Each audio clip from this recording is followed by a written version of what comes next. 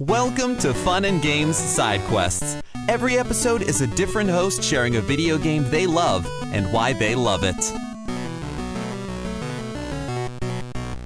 I'm Deej, and I run a podcast, Happy Created Inc.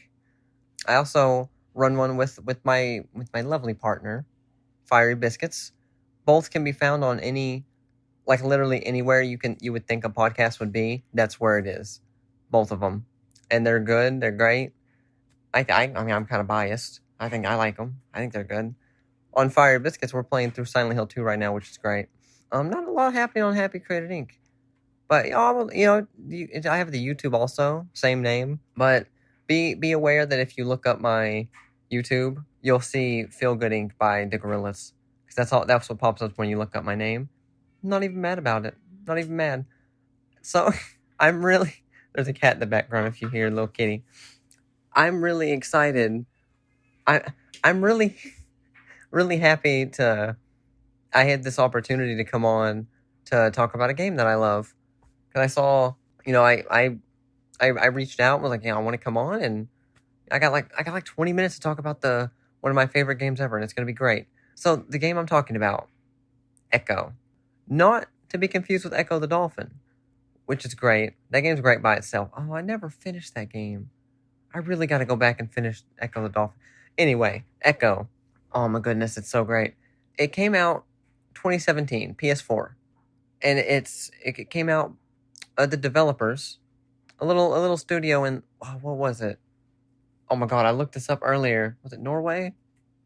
Or it was Denmark. I was pretty close. Ultra. So they made this game, their very first game, Echo. And sadly, it sucks that the game, I think it got pretty good reviews. I think it's a masterpiece. It's so gorgeous in every way. It didn't sell super great. So the developers, they went out of business. So we'll never get an Echo 2. And it's sad. It's a sad day. But oh my god, Echo. Okay.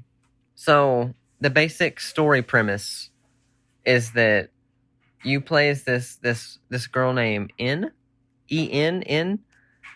and she had a loved one, like a really close loved one that she loved. They passed away. And so there's this palace that she was in, like a cult. I'm going all over the place. She was in like a cult when she was little. It was like a religious cult type thing. They take the kids, they train them. They tell them about this palace that holds your deepest desires and all this power, and it's hidden in the stars, and you just got to find it, and it'll give you anything. So, after she leaves, because they're who wants to be a part of a cult, right? She leaves, and then this loved one passes away, and then she's like, okay, now's the time. We gotta, if anything can help me, it's the palace. Maybe bring this person back. That's the goal, and that's like the very basic premise. Like, the game drip feeds you this information throughout the game. They don't just throw all this at you at once. It just starts you waking up in your ship in cryostasis. You wake up and you've arrived at the palace, basically. Oh my god. I've never had such a unique gaming experience in my life. I've been playing games all my life. I'm almost 30. I'm getting up there. This game was so special. Oh my god. Okay. So the story, pretty good. So the game basically is a survival horror. I consider a survival horror stealth game that's also kind of puzzly. And there's a lot to. It's like chess. Basically, it's a chess game. There's a lot to consider before you make your moves. It's just there's so much to it. It's so in depth. So when you start the game, you make it to this palace. Okay, it's a planet-wide palace. This whole planet is the whole thing is the palace, which is just insane. This game does a really good job at. I think it does the mechanic of like Grand Theft Auto when you're sailing out in the ocean. You're like, let's go as far away we can, and it looks like you're still going, but it's like you're against a wall. It's like repeating. Like I don't know if that makes sense. So the Echo does that with all of its environments to make them seem so massive. And when you get to the palace, you're on like the outside. It's like these cubes. It looks like these cubes on the palace on the planet on the top. You work your way inside the little grooves and you get into the palace. It's gorgeous.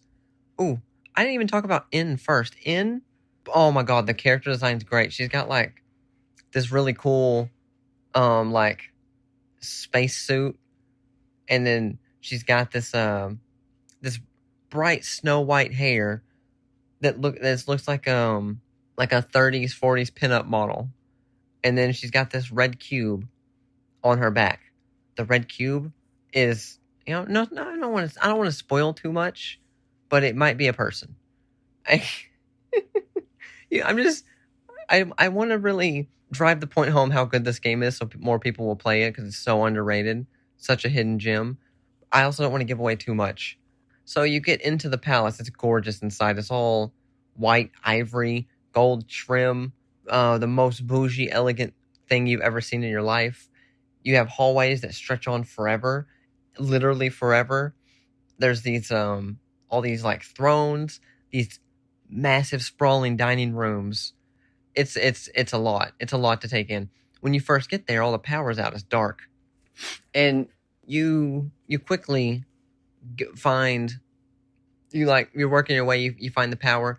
When the power's out, the ceiling is like not bioluminescent, because bio's like a person, like a living thing. Well, it would be just luminescent, glow in the dark type thing, and it kind of glows off the panel floors or the marble floors, and it just kind of a subtle kind of creepy glow. But okay, anyway, you turn the lights on, flick the switch, and everything comes to life, and that's when the game really starts, because the palace is less of a building and more of it's a huge machine, a massive huge machine. So here's how the game gets interesting. This is such a unique mechanic. I've never seen any game do this before or since. But turn the lights on. The palace makes clones of you. Okay, you stumble across one. It's like it's all like kind of melty and gross. And you're like, what is this? And then the palace learns more and more to make better looking clones. Then you can't tell them apart. It looks photorealistic mirror version of you. And then not only that, but they start learning. So the palace, it's learning. It's teaching these clones. So you have like a stamina bar, okay? Every time you do anything, it costs stamina. I mean, anytime you initiate the sprint, anytime you vault over a thing, every action takes some stamina. So you kind of have to carefully plan like your routes out, okay? So the clones start trying to kill you. They start trying to kill you.